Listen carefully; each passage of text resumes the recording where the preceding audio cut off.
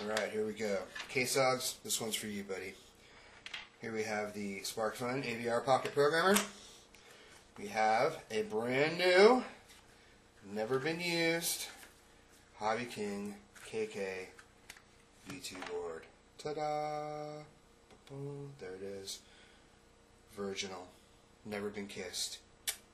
We're going to give it a nice big smack on the lips with a KK version 4.7.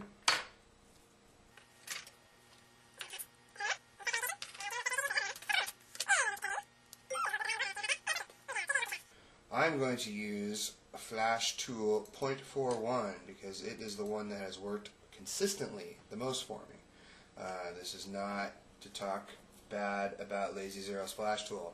I love it. It's awesome. It has made doing all this much easier. Do like I did. Send him a few euros, enough to buy a beer. I hope he had a couple of good liters out of the 10, 20 bucks I sent you. I don't remember what it was now.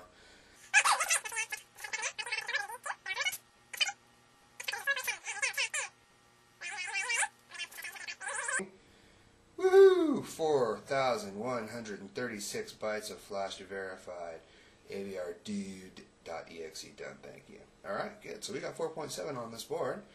We're going to close all this down. Close all this down.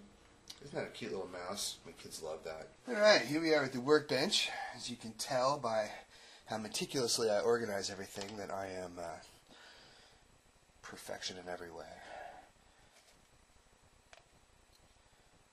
Alright, well here we are. This is the little homemade poor man's quad that I built myself. It is made from thin plywood, basswood 10mm arms or dowel, and it's all held together with glue. So there you go. I'm going to pull all this stuff off. This board on here is another V2 board that I've been using, and I know it works, but to eliminate the possibility that I am cheating or doing anything weird like that, I'm going to use this brand new, never been used KK board that I've just flashed over here with 4.7.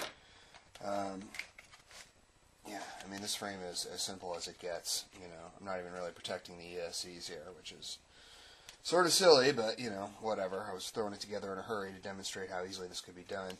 The KK board is held on with double-sided sticky tape, which does a pretty good job, I think, of dampening the vibrations, or at least that's what I was told initially.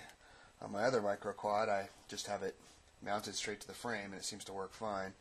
I'm going to try and reuse these if I can, because it's a pain in the butt to cut this stuff. No, that ain't going to work. Alright, forget it.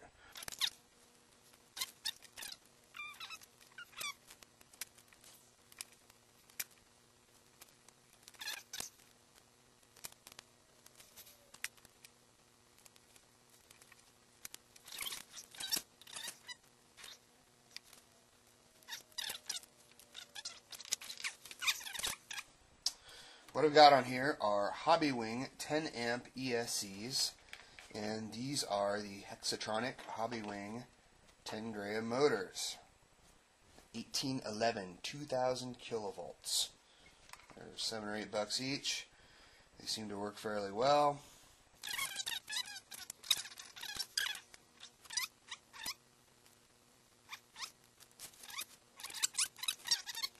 So, next to connect the motor connections, which are 1, 2, 3, 4. So, I may have screwed up already.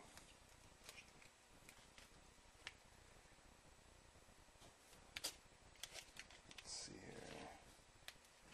I did, look at that. I already goofed up. Already made a mistake. That's motor 1. So, go. Double checking everything as I go to make sure I'm not doing it wrong, so I'm not being a dummy.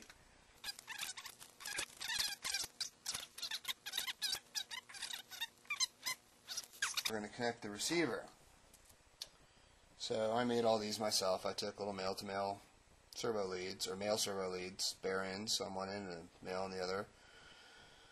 And I soldered them all together, and they all seem to work. you know, same color to same color. Signal wire on the signal side. Naturally, on these, the signal wire goes on the inside of the board. And you may have noticed that these are not in the same order that they are on here. This is throttle, aileron, elevator, rudder. This is aileron, elevator, throttle, rudder. Huh? Why? I don't know. Who cares? Just make sure we connect them correctly.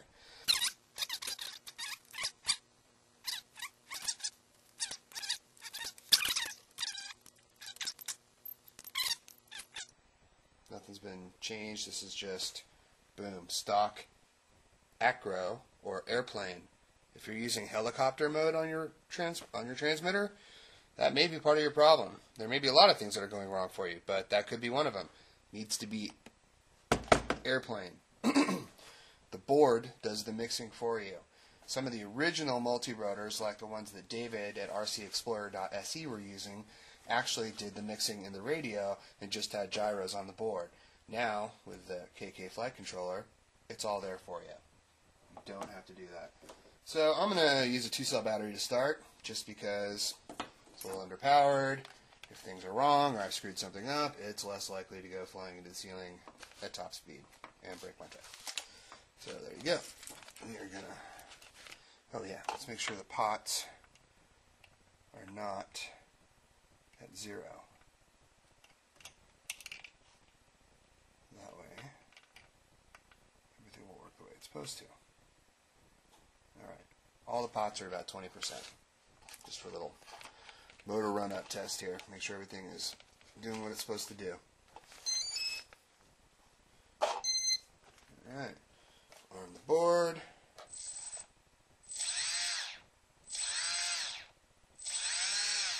All seems to be functioning as normal. Yeah, motors 1 and 4. Not quite getting going there. Now they're going. I'll show you my throttle inputs, if that helps at all. You see, when I go up too slowly, this one kind of stutters and 4 kind of stutters a little bit. But if I reduce the throttle, I get right up there.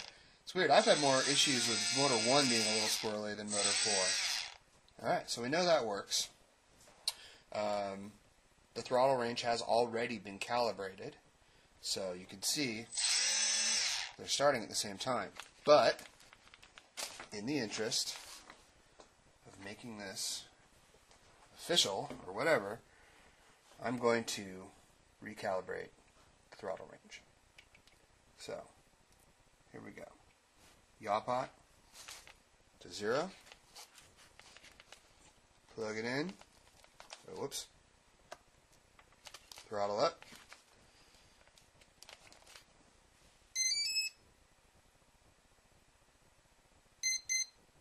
Down. There we go. Throttle range calibrated. On the first try, no less.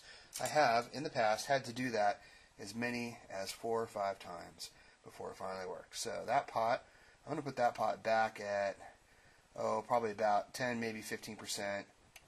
iPot, about the same. And then, as I said, I always have to reverse the yaw gyro every time. I don't know why, but I do. Without fail, I have to reverse it. So I'm going to do that now. So, roll pot to 0. Plug it in. Nothing. Weird. It's probably the connector. There we go, flashing. There it is, yaw pot, yaw gyro, reversed. Put that pot back up at about 10%, somewhere in there. Alright, so next thing's going to be the propellers. I'm going to put them on, and we're going to try and see how this thing flies. Alright, we're back. So, I had a couple of prop adapters that have seen too much abuse. So, we're going for an extra level of sketchiness here. I'm going to use the prop saver adapters on the rear 2 motors. Woo, crazy talk, you say, with a 3-blade propeller. What? That'll never work, man. But you know what? It has in the past, and hopefully it will today. Here's my canopy, which is a mashed potato and gravy container from Popeye's Chicken. It's been broken once, but I fixed it with gaffer's tape. For all of you that don't know about gaffer's tape, it is the best stuff ever. It is a cloth style tape with a very strong adhesive on it, but it doesn't leave residue like duct tape does. You can pull this off, you can even reuse it, and it won't leave residue all over your gunk. The only downside to it is it's a little expensive. Now, if you were like me and you worked as a stagehand, you know, occasionally there's leftovers at gigs and you get to walk home with them. So.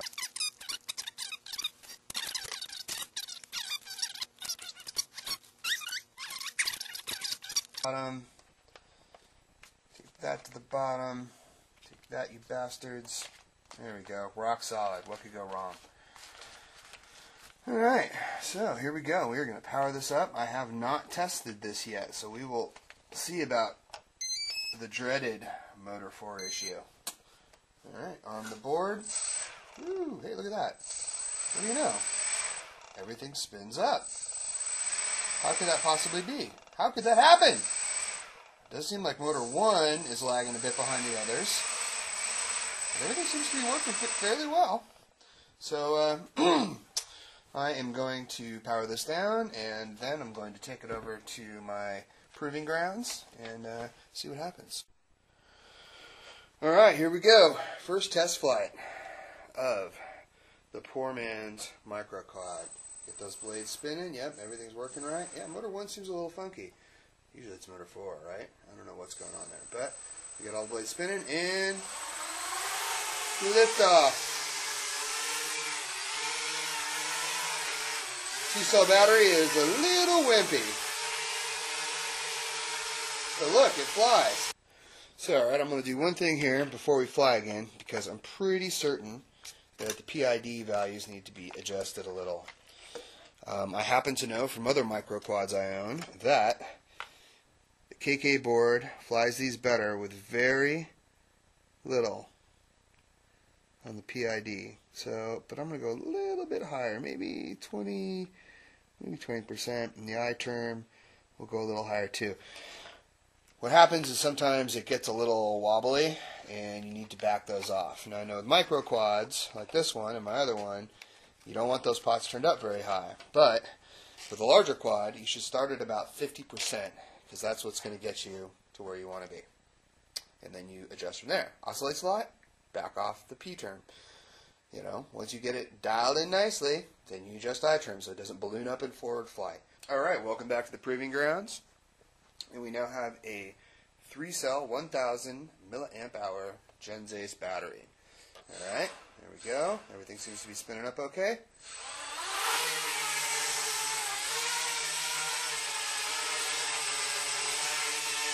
Still needs a lot of forward stick to keep it in one place. So I will land it. Make my trim adjustment. A little better.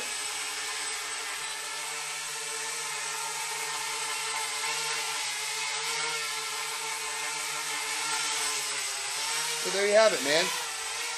4.7 works.